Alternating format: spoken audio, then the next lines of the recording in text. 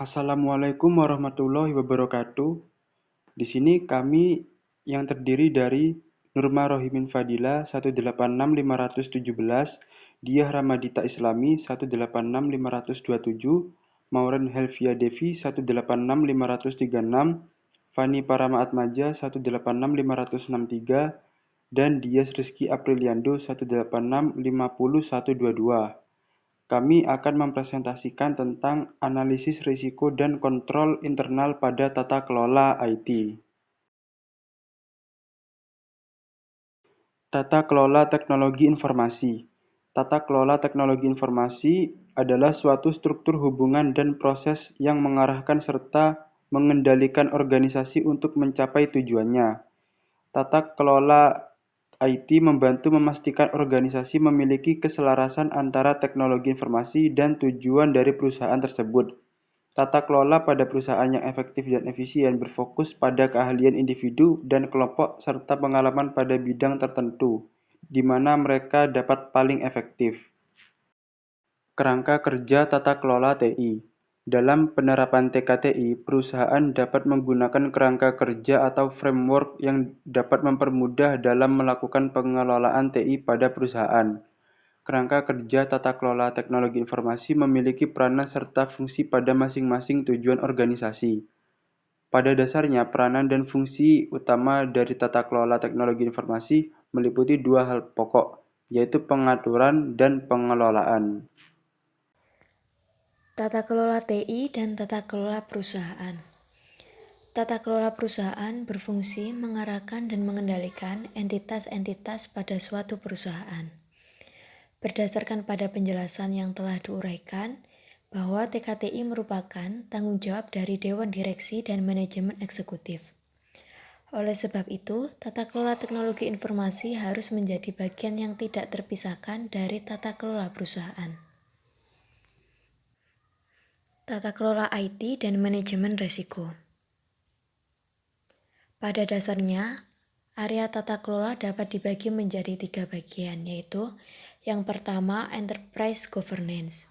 Dapat didefinisikan sebagai responsibilitas dan praktek dari eksekutif manajemen dengan tujuan menyajikan arah tujuan organisasi, memastikan tujuan tercapai dan risiko telah ditangani dengan benar serta memverifikasi sumber daya yang digunakan adalah sumber daya yang tepat dan efisien. Yang kedua yaitu corporate governance, merupakan etika perusahaan atau kebiasaan perusahaan dari manajemen tingkat atas atau bagian perusahaan lainnya yang mengatur dan memastikan bahwa tujuan tercapai serta memonitor risiko yang ada dan bagaimana penanganannya.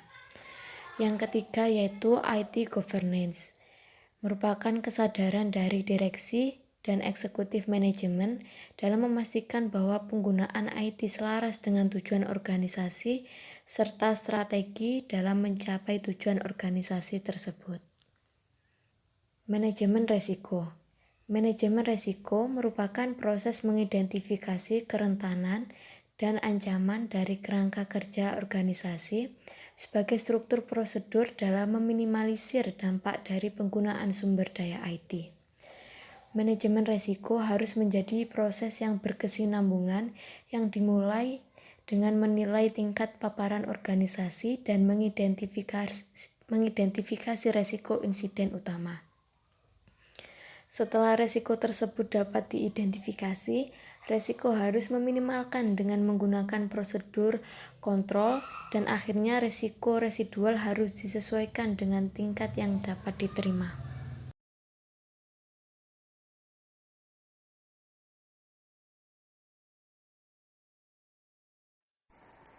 Lalu memasuki slide selanjutnya yaitu pembahasan. Yang pertama itu resiko yang dihadapi auditor dalam tata kelola IT. Audit yang dilakukan pada sistem informasi wajib dilakukan untuk menghindari risiko-risiko yang dihadapi suatu organisasi berkaitan dengan penggunaan teknologi informasi. Risiko-risiko yang biasanya terjadi yaitu yang pertama kehilangan data. Setiap organisasi itu memiliki data-data yang penting untuk digunakan sebagai analisis ataupun rencana di masa depan.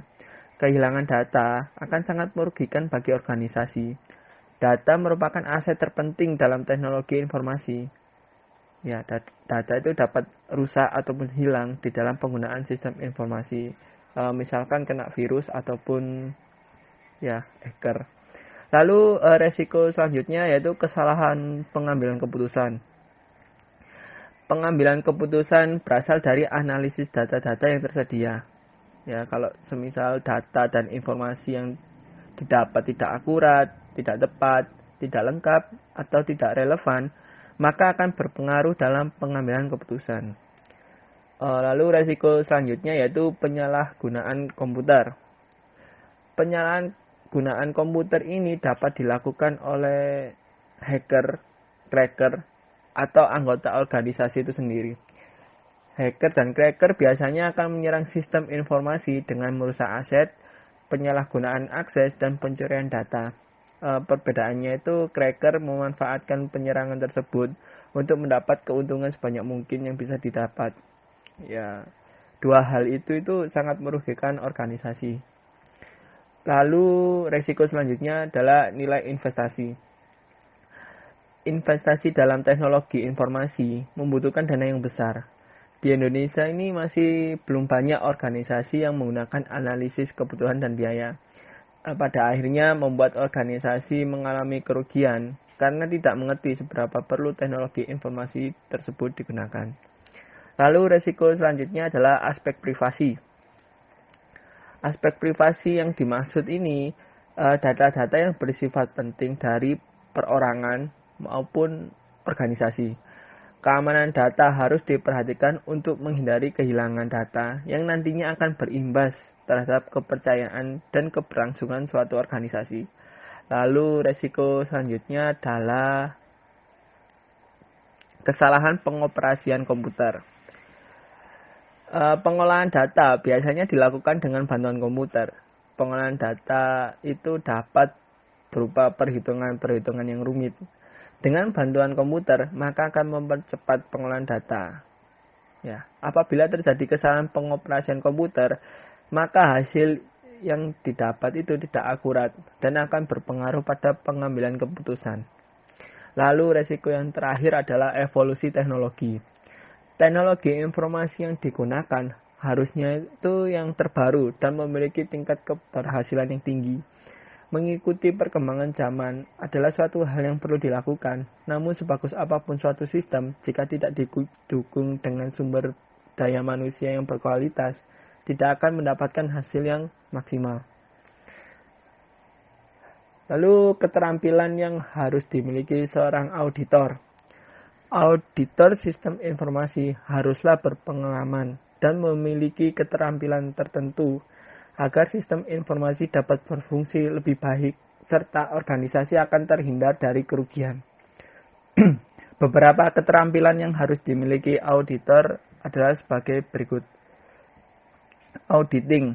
Ya, auditor harus memiliki pemahaman terhadap sistem, pengendalian sistem, metodologi pengumpulan, evaluasi bukti, dan lain-lain.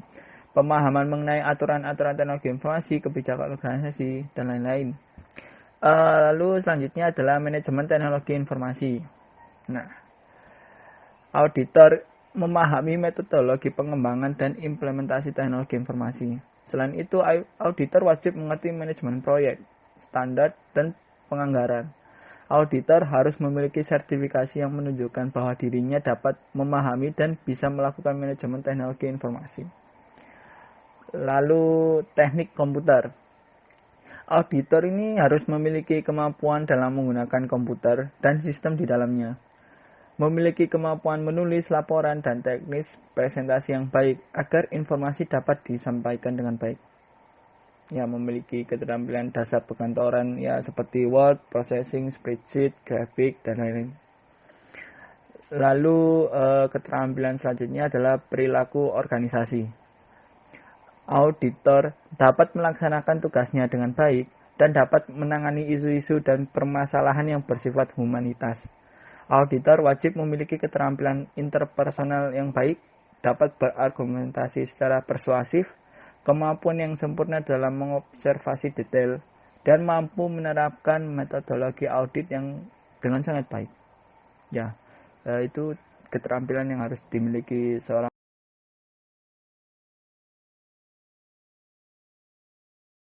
Selanjutnya ada pendekatan auditor terhadap resiko. Pendekatan ini terdapat 4 bagian sistem informasi yang dijabarkan sebagai berikut. Yang pertama ada pendekatan temuan, yang kedua ada pendekatan kendali, yang ketiga ada audit around the computer, kemudian yang keempat ada audit through the computer. Yang pertama yaitu pendekatan temuan. Pendekatan temuan ini atau biasa disebut exposure approach, di mana fokus pada jenis kesalahan yang terjadi pada suatu sistem informasi yang nantinya akan ditentukan kontrol yang dapat digunakan sampai batas yang dapat diterima. Yang kedua yaitu pendekatan kendali atau disebut dengan control approach, memiliki fokus pada kendali-kendali dalam sistem informasi untuk mengurangi kesalahan sampai batas yang dapat diterima.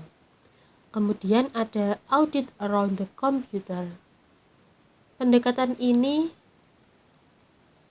untuk kondisi resiko bawaan komputer yang rendah, logika aplikasi sederhana, serta inputnya dilakukan dan dikendalikan secara manual. Prosesnya pun dilakukan berupa sorting dan updating master file, dan juga terdapat jejak audit yang jelas dan sistem jarang mengalami modifikasi. Yang keempat ada audit through the computer. Pendekatan untuk kondisi resiko bawaan komputer yang tinggi. Pada pendekatan ini, aplikasi melakukan proses data dalam jumlah yang sangat besar. Pengendalian intern yang signifikan melekat pada sistem, dan juga tidak ditemukan jejak audit yang jelas. Pada pendekatan ini pun, aplikasi menggunakan logika yang kompleks, dan juga memanfaatkan computer assisted audit technique and tools. Selanjutnya ada proses analisis resiko. Proses analisis resiko ini tujuannya yaitu untuk membantu auditor dalam membuat sebuah penilaian terhadap suatu resiko. Penaksiran resiko meliputi evaluasi efektivitas rancangan pada rancangan pengendalian internal dan implementasi pengendalian internal. Di sini ada 5 pembagiannya. Yang pertama ada pertimbangan dari prosedur untuk mendapatkan pemahaman. Kemudian yang kedua ada identifikasi potensi salah saji. Yang ketiga ada identifikasi pengendalian yang diperlukan. Selanjutnya yaitu melakukan uji pengendalian.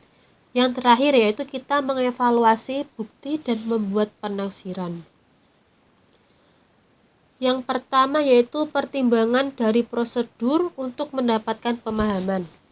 Jadi di sini auditor melakukan prosedur agar mendapatkan pemahaman pengendalian internal.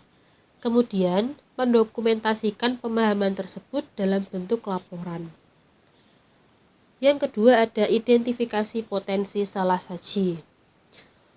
Pada proses ini digunakan auditor untuk mempertimbangkan hal-hal yang menyebabkan kesalahan pada sistem. Pada proses ini menggunakan bantuan perangkat lunak, sehingga auditor perlu memahami logika perangkat lunak yang digunakan. Atau juga yang akan diaudit untuk dapat mengidentifikasi kesalahan yang dapat terjadi.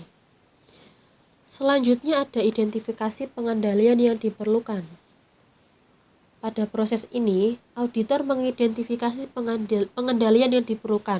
Untuk apa? Yaitu untuk mendeteksi potensi kesalahan. Pada pendeteksian ini menggunakan bantuan perangkat lunak atau kuesioner secara manual. Auditor juga harus memastikan karakteristik pengendalian. Gunanya yaitu untuk mencegah kesalahan. Karakteristik pengendalian yang telah diimplementasikan oleh manajemen, efektivitas pengendalian, dan juga resiko jika pengendaliannya tidak efektif. Selanjutnya yaitu melakukan uji pengendalian. Nah, pada proses ini, uji pengendalian itu harus memberikan bukti efektivitas desain serta implementasi pengendalian yang dibutuhkan. Contohnya seperti menggunakan teknik audit. Auditor juga wajib mempertimbangkan jenis bukti yang diperlukan serta biaya pengujian. Setelah itu, yaitu menyiapkan program auditor yang resmi untuk pengujian. Yang terakhir yaitu kita harus mengevaluasi bukti dan membuat penaksiran. Pada proses ini, penaksiran resiko diperoleh dari prosedur, gunanya untuk memahami pengendalian internal dan uji pengendalian terkait. Auditor juga diharuskan mempertimbangkan pemilihan waktu dan juga ulasan pengendalian ketika melakukan penilaian.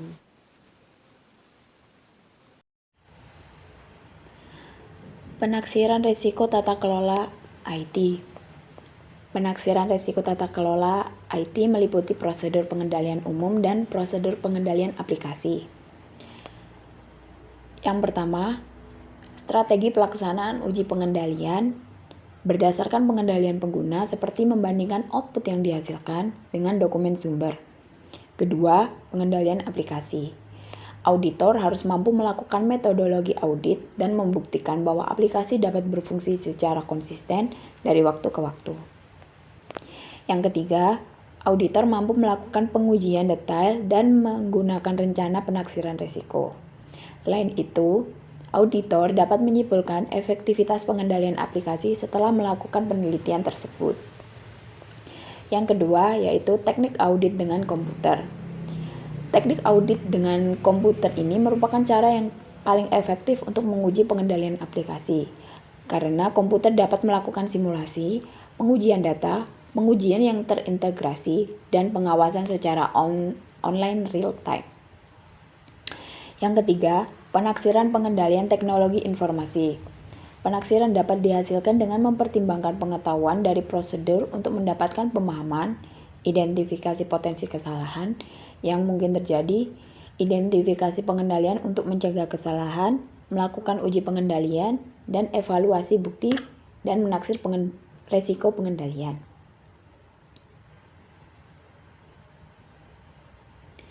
Dampak proses analisis resiko dan kontrol internal yang dilakukan. Resiko selalu dikaitkan dengan hal-hal yang berbau negatif. Namun, terdapat dampak positif yang bisa dihasilkan dalam mengambil ataupun menghadapi resiko. Dampak dari proses analisis resiko dapat mengidentifikasi resiko, memberikan penilaian terhadap risiko, serta memberikan perilaku yang lebih baik terhadap resiko yang mungkin akan terjadi pada dokumen atau apapun dalam tata kelola IT. Penggunaan teknologi informasi di dalam perusahaan itu sangat penting guna menunjang efektivitas proses bisnis perusahaan. Dalam hal pemanfaatan, teknologi informasi juga bersamaan dengan pengelolaan yang baik dan relevan sehingga bisa menghasilkan risiko-risiko yang timbul dalam proses bisnis.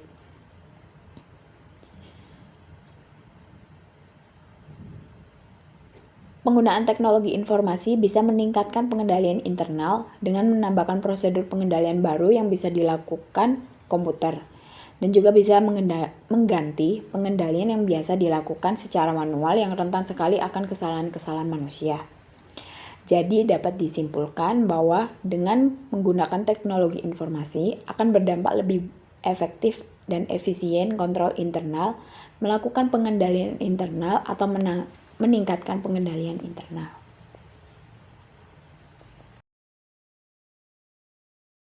Sekian yang dapat kami sampaikan dari presentasi kami. Apabila terdapat kesalahan, mohon maaf.